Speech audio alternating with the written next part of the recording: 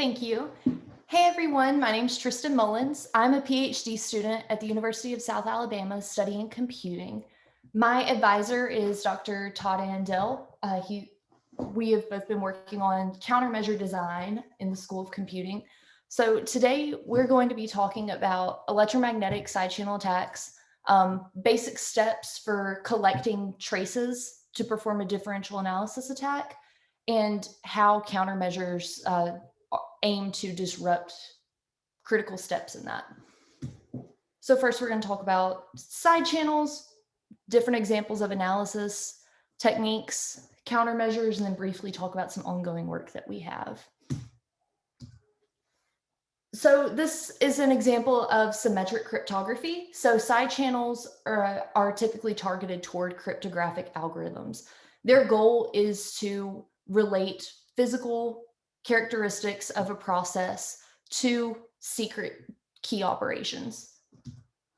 So side channels are unintended information leaks.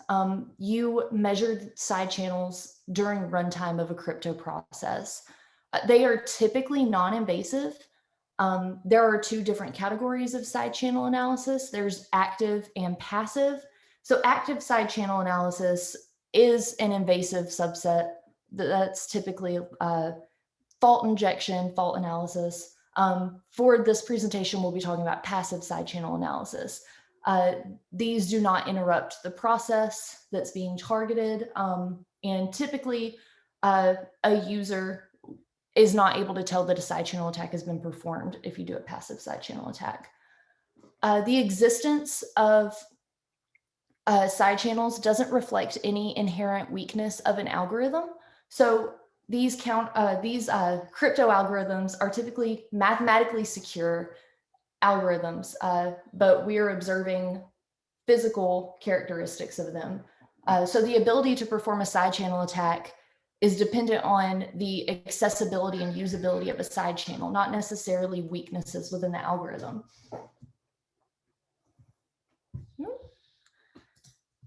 There we go. Okay, so side channel attacks, they correlate the system behavior to secret key values. This is done by statistically analyzing the measurements that you take and correlating them back to secret key values. This can be done on software or hardware implementations. So these are some examples of side channels present in the cryptographic model. You can observe things like EMAG radiation, power consumption, timing, frequency. These are all different things that you can measure that change depending on the value of the secret key. Today, we're going to be talking specifically about EMAG radiation and comparing it to power consumption. So power and EMAG side channels rely on current changing within the circuitry of an implementation. So whenever bits change from 1 to 0 or 0 to 1, that causes a current to pulse through the actual gates within the realized cryptographic algorithm, and that consumes power and also changes the EM field that surrounds the chip. So these bit changes occurring during the execution of the process can change depending on the value of the secret key. And that's the basis for power and electromagnetic analysis attacks.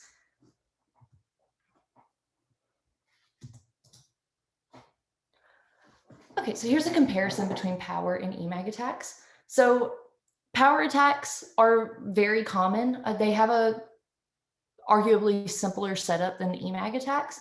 So you collect your measurements, your traces, typically using a measurement circuit. So this circuit is often a resistor that is in series with the power supply or the ground plane, and you measure the voltage across that resistor as well as the current passing through it to get power measurements over time.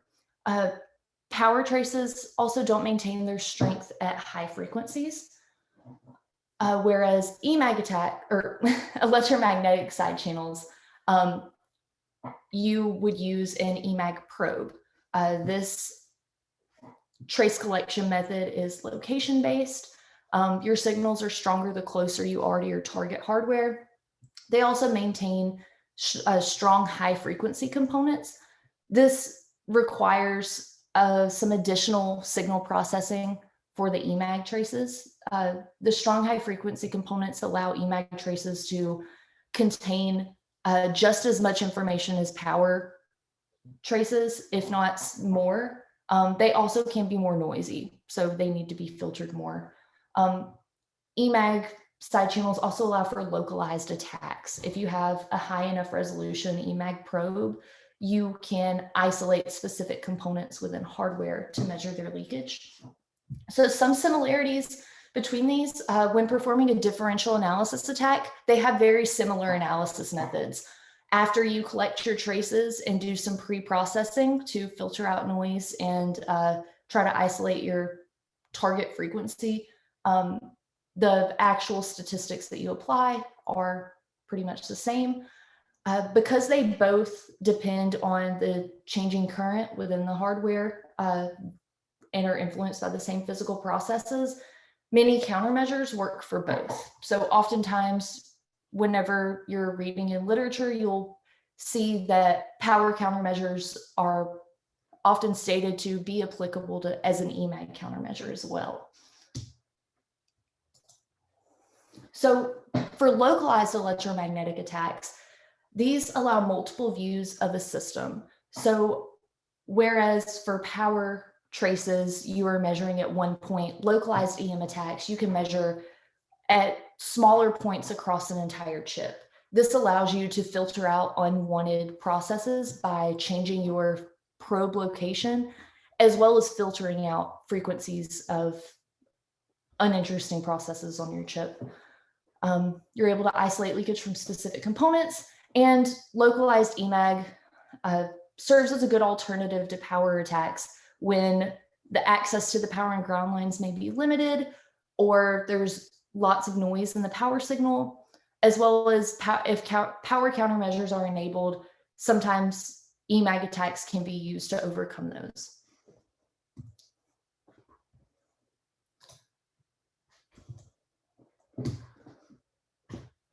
So now we'll talk about some side channel analysis techniques. I'm going to give a few examples of types of side channel attacks and then talk specifically about differential. So for the basics, we have simple electromagnetic analysis attacks. This is done using one trace. Sometimes if for very basic encryption algorithms that don't have any countermeasures implemented, for example, this is an RSA power trace, you are able to actually tell the difference between a 0 and a 1 bit. This has to do with the modular exponentiation in RSA, where some operations aren't performed when the exponent is 0 versus 1, and that is reflected in the power consumption of the device. So you're able to see that within one trace set here. For more complex targets, there's some more statistical analysis that goes into this. Simple side channel analysis is still useful though. For example, we have a DES trace here on the bottom. You're able to see the 16 rounds of DES in the pattern of the trace set. So simple power analysis can be useful whenever you're gathering information about your target. So differential analysis involves taking multiple traces and trying to derive information from an entire trace set. Correlation analysis is very similar. You collect multiple traces to obtain correlation values between key hypotheses and actual consumption, and use that to derive the secret key. And then one of the more powerful attacks is a template attack. So a template side channel analysis attack requires the attacker to have a similar device. So this is so the attacker would have a device that is very similar to the target device in order to collect profiling traces. These are aimed to be very similar to the actual trace collection. However, attackers don't always have that much freedom or that much power or access to a device that is so similar to their target device. Template attacks have been used to break several countermeasures. However, they do assume that the attacker has a lot of resources at their disposal. Today, we're going to be talking about differential EM analysis specifically, partly because of time. We only have so much time to be able to talk about side channels, but also for differential EM analysis, the attacker may have very limited knowledge of the system, but they are still able to perform a differential attack. Also, attackers are able to improve their attacks by collecting more traces. So if an attack is unsuccessful within a certain number of traces collected, they can always collect more traces to try to overcome any countermeasures that are implemented or any noise that might be present in the trace set throwing them off. So we're going to talk about trace collection specifically. How do we do it? What does it mean? And how can we hinder an attacker that's performing this step? So these are the 6 basic steps of collecting power traces. Like we said before, power and EMAG are very similar. It's really the main differences are the pre-processing and the device you're using to collect. So essentially what you're doing is whenever you collect a trace, you are measuring the power consumption or EMAG radiation. So you're supplying power to the board, to your circuit or your EMAG probe, also to your device. Your device is running your target process. And then you are sending data from some sort of controller like a personal computer, and you are collecting data from your measurement circuit or probe, and you repeat your target process as many times as necessary to collect a trace set. Sorry, I keep clicking my keyboard and it's not switching, so I'm having to use my mouse. So this is a block diagram of what an EMAG collection would look like. This is an example of a target device. The trigger essentially is just something to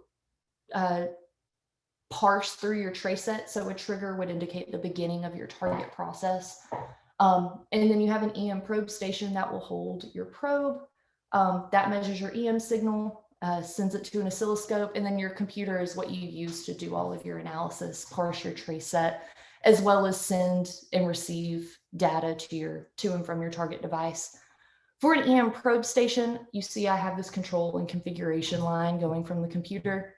As typically, if you have an XY table like this is a setup that we have in our lab. We use a riskier side channel analysis and fault injection suite. So this is an example of an EMAG collection setup. So here we have our EMAG probe, our XY table, our embedded device. We're powering the board. We have one signal to collect the trigger, and we are measuring the EMAG radiation from the probe. This is our oscilloscope. So this is how we do all of our data collection. So that's what it all looks like. So what do your actual measurements look like? So when you're performing a localized EM attack, the first step is determining your optimal probe placement. So as I said before, when you perform a differential analysis attack, you are collecting multiple traces. However, when you are doing a localized EM attack, as you can see here, you're only able to focus on a small portion of the chip. So you need to figure out, where should I place this probe to collect my entire trace set? That's the first step. So what you do is you perform an XY scan over the chip, where you take EMAG measurements in an XY pattern at several points across the chip. So this is a spectral intensity map after performing an XY scan. This shows your signal strength. So the spot that is red is the strongest signal at a given frequency. And if you look at the data that's within each of these points, it's a trace at each of these positions. So this shows an EMAG trace at that red position. So by looking at our spectral intensity, we see that this spot has the strongest signal. So as an attacker, we would probably be thinking this is where we need to place our probe. Before we talked about how you're able to filter out certain frequencies. So this is an example of an XY scan over a smart card. So whenever you do your EMAG traces, you want to make sure that you're focusing on the frequency of your target process. So here we have an XY scan where we are filtering out, or we're focusing on specific frequencies. On the left, this is the EM signal strength at the external clock frequency, and the right is the internal clock frequency. For this specific smart card, the crypto processor runs at the internal clock frequency. As you can see, we have different hotspot locations for different frequencies. So not only would an attacker need to determine where these hotspots are, they would need to make sure that they are keeping their target process frequency in mind. So here we filter out that external clock frequency, and you can see a very clear hotspot. So optimal, next slide. So how do we select this optimal probe placement? We want to select the spot that has the strongest signal at the clock frequency of the target process. An attacker would identify the location, move the probe to that hotspot, and then collect several traces. That final trace set is what will be used for a differential attack. Whenever you're performing a power attack, typically you're not going to have to do a XY scan because there is usually just one location that you can measure from. So that's the difference. We're now at, after you determine the optimal probe placement, now the processes are very similar. Whenever we collect an EMAG trace, we want to filter, reduce frequencies from uninteresting processes like that. Like here, we would additionally filter out unwanted frequencies. You can also resample your trace to reduce noise and also reduce the size of the traces that you're looking at. And then you need to align your traces. So we'll talk a little bit more about alignment in a second. That's our next critical step. So these are the 5 steps for performing a differential attack. All differential attacks follow these 5 very general steps. So the first step is you want to select an intermediate value of your crypto process. It's important that this value that you select is a function of the plain text and the key. That way, any side channel measurements that you gather are influenced by the secret key value. So then what you do is you go to your target device and you run your encryption algorithm several times and collect a trace set. This is what we will refer to as the actual power consumption, your actual traces. Using your intermediate results, you pass them through your cryptographic algorithm, you get these hypothetical intermediate values. Then using a power model, this is typically based on Hamming weight or Hamming distance. Those are the most common power models used that have to do with the differences of 0 and 1s. And you use your power model to generate a hypothetical power consumption. Differential attacks, the more accurate your power model, so the closest this is to the actual power consumption, obviously the better your attack is going to be. So you have hypothetical power consumptions for all of these key hypotheses. And then what you do is you compare them. So you compare your hypotheses to the actual power consumption, either by taking differences or using a correlation coefficient. And essentially whatever key hypothesis is closest to the actual power consumption indicates a good candidate for the actual secret key. So accurate power model yields a stronger attack.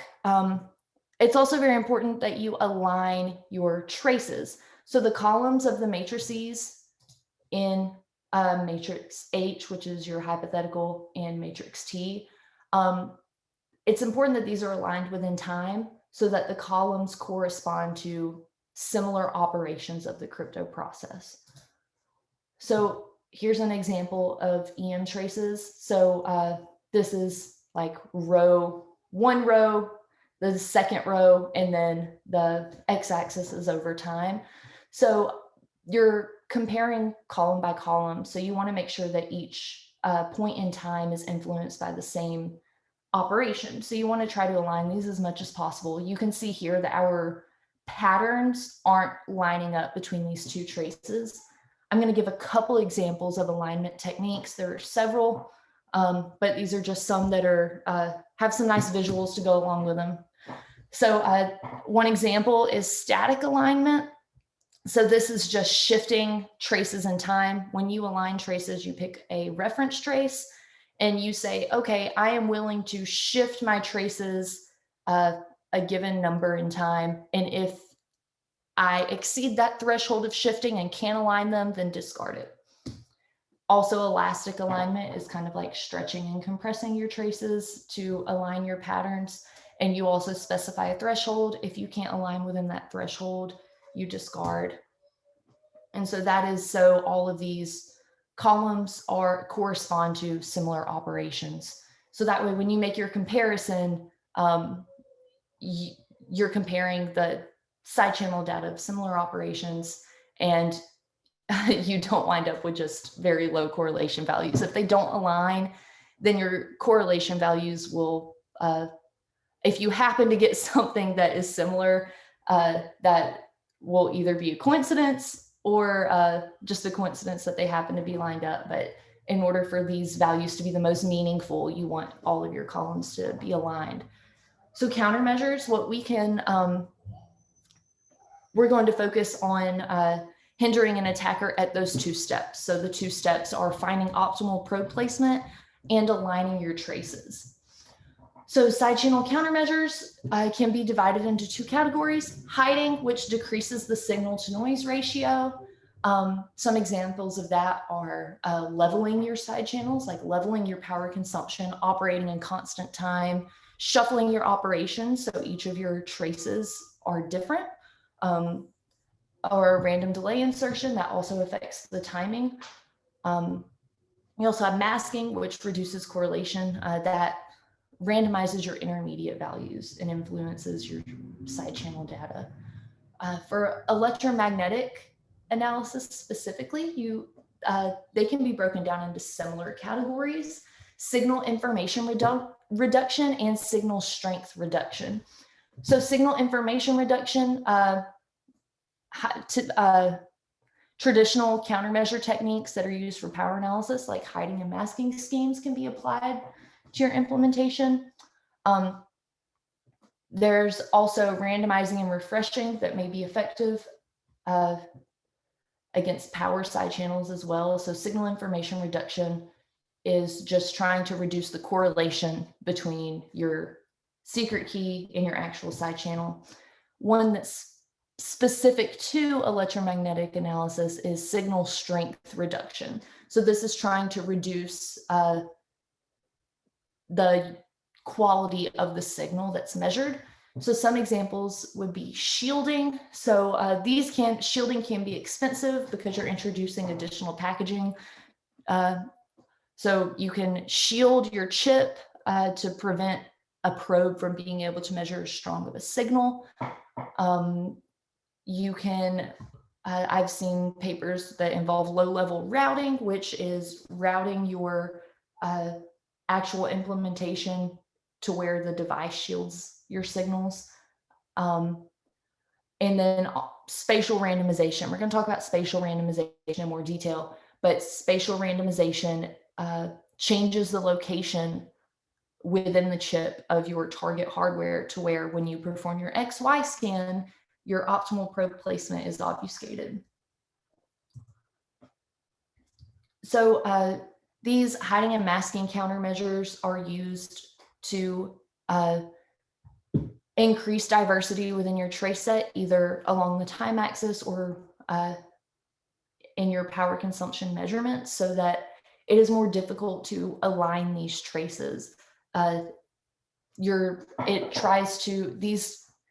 countermeasures either try to level your side channel data or randomize it to where an attacker isn't able to perform their alignment steps and therefore can't perform their statistical analysis. Localized EM, spatial randomization specifically, they disrupt the trace collection process. So whenever you perform your XY scan, an attacker expects the hotspot location to be static. So by spatially randomizing your design, you randomize the location of that EM hotspot. So when you perform your XY scan, it's not in one place. Every time you perform your XY scan, it might either be different, or there might be no clear single hotspot or no clear hotspot at all. So this also, this reduces the number of usable traces at a given location. It's an example of a moving target defense. So a moving target defense changes the configuration of a system to hinder the attacker either in the reconnaissance phase of their attack or requires them to do a lot more work to persist. Moving target defenses are seen often in network security, where you have address and port hopping. So just different configuration changes that make your target, you no longer have a static target. It enables a more complex target that hinders an attacker at multiple steps in their process. So this figure is an example of a shell game where, you know, you put the ball under a cup and you move the cups around and you have to try to figure out where the ball is after you stop moving them. So that's similar to how these moving target defenses work. So, so reconfigurable hardware may be used to implement more complex spatial randomization. So some examples of spatial randomization include dynamic logic reconfiguration, where within your programmable logic, you might have multiple instances of your target hardware, and between encryption runs, you are turning these instances on and off. So for a certain interval, instance 1 is running, and then at another interval, instance 2 is running. Reconfigurable hardware may allow implementations to be more dynamic. They can leverage dynamic reconfiguration capabilities to where they're able to actually change the location of the target hardware rather than turning on and off static configurations. Spatial randomization may also be combined with other countermeasures to further increase resistance to other attacks. For example, it may be combined with power countermeasures to prevent power attacks as well. So some ongoing work that we have going in the School of Computing, we are looking at designing countermeasures for localized EM analysis as well as power analysis. Currently, we are working on leveraging dynamic reconfiguration capabilities to create a combined approach. But we're also looking at other methods to optimize localized EM countermeasures and power countermeasures. All right, thank you.